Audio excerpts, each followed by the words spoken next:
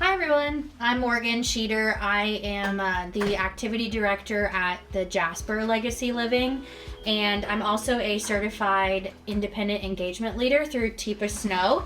So today I'm going to show you guys the basics of hand under hand approach and positive physical connectors and positive action starters when you're interacting with someone living with dementia. So basically I want to start off by explaining the basics with hand under hand approach, and when you're approaching someone sitting in their room minding their own business, you're going to be going in there, say, hey, it's time for lunch, it's time to go to the bathroom, it's time to take a shower, whatever agenda you're going in for, it doesn't matter. You just want to make sure that you don't show your agenda when you go in. So that's why TIPA created this program, to kind of know your agenda but not show your agenda. So whenever you walk into a resident's room, prior to entering, you always want to knock on the door and announce yourself. Hi, so-and-so, it's Morgan. That sort of thing. And when you're announcing yourself, you want to make sure that you have your name tag on the top right side of your shoulder, because that's where you're going to point whenever you say your hello, whenever you interact with someone. So whenever you go to a resident room, first thing you want to do is knock on the door. Hey, it's Morgan. And you want to put your right hand up by your face in a hello form, because that's how they're going to see you. They're going to visualize your presence. They're going to see your mouth moving in the form of hello, hi, it's Morgan. They're going to see your hand waving, and they're going to see your name tag. So that area right there is the perfect triangle whenever you're interacting with someone living with dementia. That way they can see all of that in their visual field, no matter what stage of dementia they're in. You want to make sure that like I said, your hand is open right next to your face like this whenever you're saying hello. And you also want to extend your hand after you say your hello and offer your hand in a handshake position. You want to make sure that at this point you are still 6 feet away from the resident, because they have not offered their hand back to you. You have to make sure that they are responding to you before you move any further. The goal TIPA has with this approach is you want to be visual, then you want to be verbal, and then you want to touch. So you have to wait for their acceptance of your touch to move any further. So, you extend your hand into a handshake form and they extend it back, and that's whenever you're going to go in your hand under hand approach. And here in a little bit, I'll show you a video of all of this put together and it'll make a lot more sense.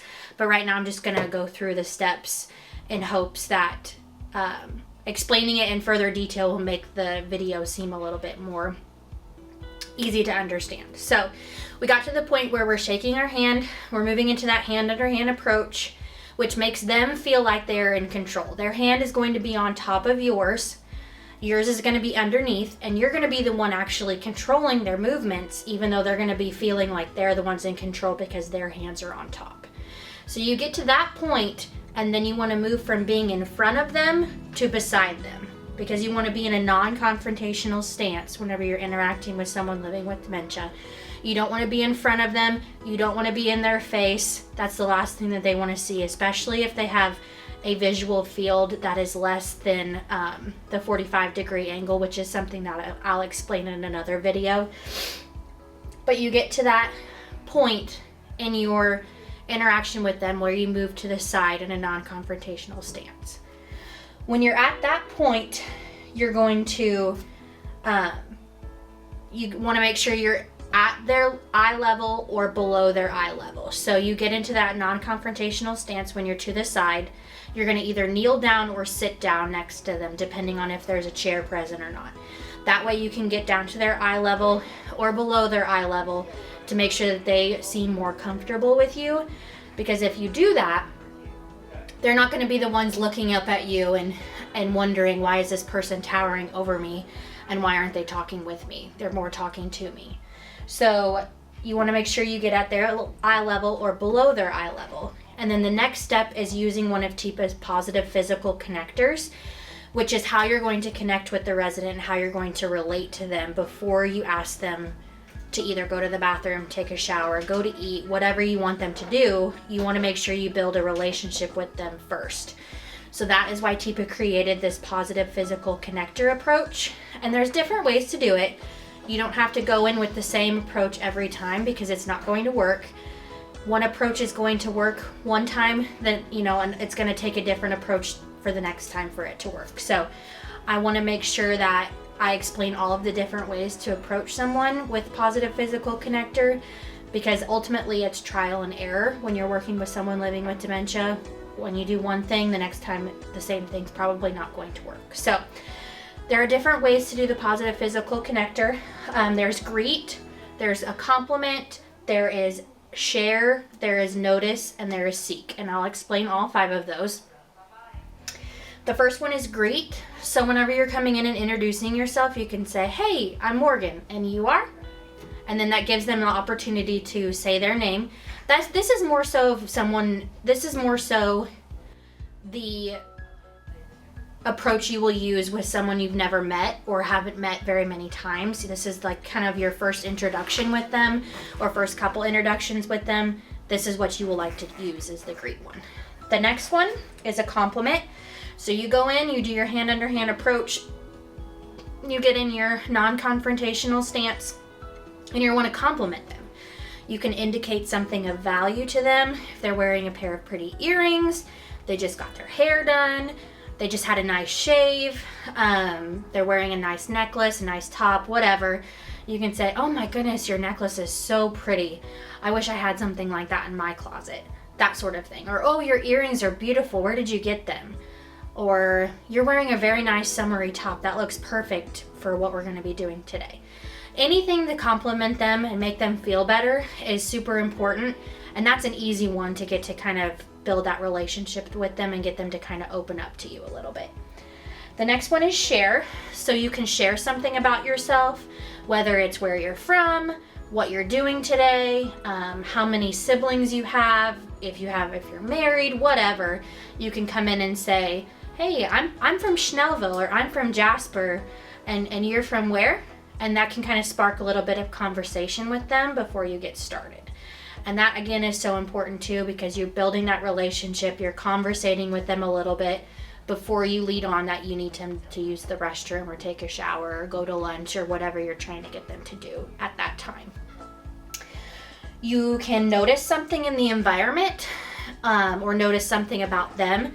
This one is a little more complicated, and it's more appropriate for someone who is maybe in their room or in their apartment or in a space that's familiar to them, because they're going to have a lot of their own things sitting around, knickknacks, family pictures, plants, whatever they have kind of laying around. You can kind of point to something in their environment and acknowledge it.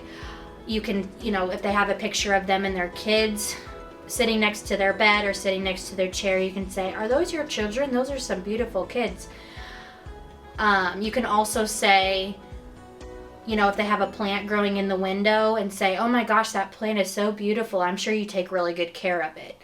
That could be another compliment too, and not just in noticing something in the environment.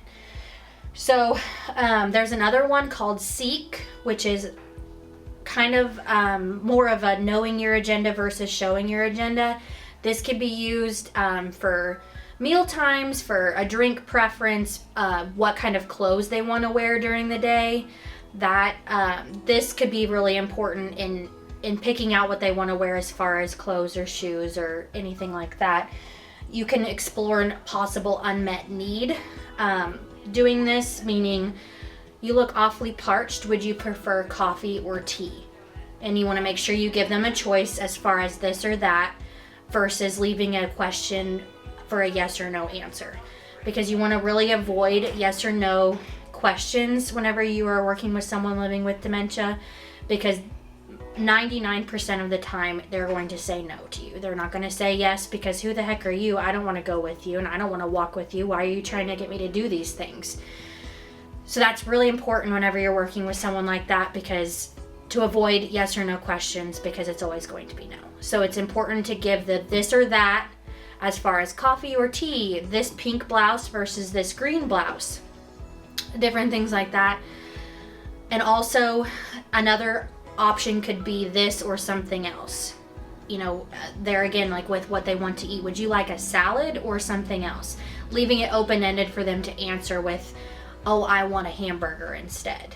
You'll get to know your residents as you work with them. to be able to know if they have enough retained abilities to say, I want a hamburger, instead of just saying, I don't want that. So you'll get to know your residents a little bit more. Those are those positive physical connectors. It's the compliment, the share, the seek, the notice, and the greet. So those are 5 options as far as positive physical connectors go with TIPA. So once you've made that connection and built that relationship a little bit, the next part is a positive action starter. So that is where your agenda will come into place. We're all going to go into a residence room because we need them to do something. So after we've built that relationship, made that connection, then this is where we will begin our agenda as far as getting them to do something. So you can start by, she has different options as far as interactions go with positive action starters.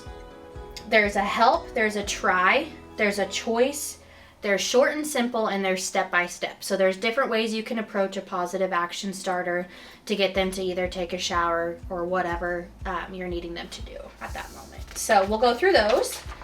The first one is help. So you want to make sure you ask for help for something, meaning you are so good at watering these flowers, I could really use your help. I don't think I can handle this on my own. That's an option right there, and that gets them out of their room. Even though it's not necessarily what you want them to do at that moment, that's okay. You're getting them out of their room and you're getting them to do something prior to you getting them to do whatever task you're wanting them to do. So you can start with something like that, or whatever else you may need help with at the time. Residents, especially in early stages of dementia, thrive on having purpose. Everyone thrives on having purpose, but especially someone who is in early stages of dementia, you really want to make sure that they have purpose in their day. So, whether you have a resident that likes to set the tables before lunch, put the silverware on the tables, that's an easy step for them to do. They can get glasses out of the cabinet for you to put ice in, to fill drinks. They can pass drinks at meal times. They can push residents in a wheelchair to and from meals. They can help, get things out for an activity that you may need help with in prepping versus actually participating in activity. There's all kinds of things out there that you can use to ask for help for them. So you just have to kind of trial and error, just like with everything whenever you're interacting with someone living with dementia. So the next part is try. So this next positive action starter is more of a trial versus error section. So you want to hold up the item or idea you want to try and ask them, can we try this? Let's say you want to brush their hair, brush their teeth. Here, let's try this. Hold up the toothbrush, let's try it this way. Hold up the comb or hold up the brush, let's try it this way, I can help you. And allow them to have that time to respond before actually doing the task for them. Because as Teepa always says, you do with and you do with, you do not do to. That's a very famous line of hers that has pretty much been ingrained in my brain since I went to the TIPA training, which is very important when you're working with someone living with dementia. You have to give them ample time to do the task, because we all know that most of them can do it. You just have to have the patience and give them the time to do so. The next part of a positive action starter is the short and simple part. You want to make sure, especially with people who are past the early stages, going towards mid to late stage, you want to make sure you give them one piece of information at a time. You don't want to bombard them with a whole bunch of different demands and a whole bunch of different steps to a task, because ultimately they have to think a lot more about how they're going to approach and how they're going to do this task than we do. Recently, I was actually part of a Dementia Minds webinar through TIPA Snow, where you actually get to interact with real people in the area that are living with dementia, and they can answer your questions that you may have, because they actually have dementia, and no question is a dumb question to them. So my question the one day we were on a webinar with them was, do you notice certain times of the day where your symptoms of dementia are heightened versus not heightened? And the lady that was on there, she answered, I really don't notice a different time of day that this happens, but I want you to put something I want to put something in perspective for you. And I said, sure, go ahead, I'd love to hear it. She said, when you wake up in the morning and you get ready for work and you brush your teeth and you do your hair and you do all the things that is in your morning routine? I said, yeah. I said, it's easy. I don't really have to think about it. And she goes, exactly. She said, you can do all of these things without having to bat an eye, without having to think of what you're doing. Now imagine me. She said, I get up, first thing I want to do is brush my teeth, but what do I do first? I have to get up, I have to stand up, I have to walk to the bathroom, I have to find my toothbrush in the drawer, I have to pull it out, remember where my toothpaste is, squirt the toothpaste on the toothbrush, figure out how to start the faucet, and then figure out how to finish brushing my teeth. She has to think of every single step in her morning routine, because if she doesn't, then she's gonna not remember how to do it. And it actually got me thinking a little bit that that's very valid. You know, we take our morning routines for granted because we know exactly how to do it. We do the same thing every day. That's not hard. But when you have dementia, some of those things disappear in your morning routine as far as knowing how to do it. So you have to take everything step by step and have short and simple tasks to get you through. You know, she said that she actually has to have a piece of paper up on her mirror in her vanity in her bathroom that shows step by step on how to do different morning routines, because otherwise she can't go through with it. And it really opened my eyes to the realization that whenever you're trying to get someone ready for the day or trying to do different tasks with them when they're living with dementia, it's like, do we really give them enough time to perform their morning routine? You know, it really makes you want to take a step back and think, oh my gosh, you know, that's exactly why we need to give them the as much time as possible in the mornings to get ready. So I wanted to share that because that was actually a real life experience that I had not too long ago. So, and it really puts into perspective the step-by-step part of the positive action starter that TIPA teaches. So wanted to make sure I shared that. You know, she says to give them ample time to complete a task or to complete a step. What I mean by ample time is a time frame about 1 to 5 minutes. I know that sounds like a lot, but we want to really make sure that we focus on their retained abilities. And if we give them enough time, they have more retained abilities than we think. Like, you know, you think, oh my gosh, they can't do this, but are you giving them enough time to try to actually think and do what you need them to do? So those are the different positive action starters to get them to kind of do what you want them to do, whether it's going to the bathroom, take a shower, go to an activity, go to a meal, whatever. And I want to finish that part of hand under hand approach by saying or reiterating, avoid asking yes or no questions, which is very important whenever you're working with someone with dementia. Instead of asking, you want to make sure to try to tell them it's time to this, or let's go here, I will go with you, versus actually asking the question if we can, because like I said before, it's most likely going to be no. The other part I wanted to bring about is how to approach someone if they're sleeping. So in the videos that I'm going to show you in this training, both of the times that I'm interacting with someone living with dementia, they are sitting in a chair and they're awake. But there are going to be times whenever you interact with someone living with dementia and they're sleeping. So you don't want to go up to them and tap them on the shoulder, or you don't want to go up and rub them on the shoulder, because that's not necessarily a pressure point, according to TIPA. You want to focus on the top of their knee or the top of their ankle whenever you go in and wake someone up. So imagine this is my knee whenever I'm laying down. If you're the caregiver and you're walking into someone who is sleeping, you want to make sure to take the pad of your hand and be firm so you don't tickle them, because that's definitely going to jolt them awake. But you want to make sure that you have the pad of your hand available, not your fingers, because there again we're going to tickle them. Have the pad of your hand available on the knee, and you want to firmly rub and say their name until they wake up or open their eyes. Another part is if you have it at their ankle. Another part is right at that crease of the top of their ankle is another good spot as far as a pressure point goes, according to TIPA. There again, you get the pad of your hand, put it on the crease of that ankle, and you're going to want to rub firmly until they wake up. And then you will start with your introduction, your positive physical connection, and your positive action starter. So that is how you how you interact with someone living with dementia if they're sleeping. All that put together is called the hand under hand approach, according to TIPA. So there is a video that I want to show you of all of this put together. I have a video of myself doing this, and then also of Teepa performing it as well. The first one I want to show you is the one of Teepa. Okay, so we'll watch this video of Teepa using the positive physical approach to make a connection of someone who is living with mid-stage dementia.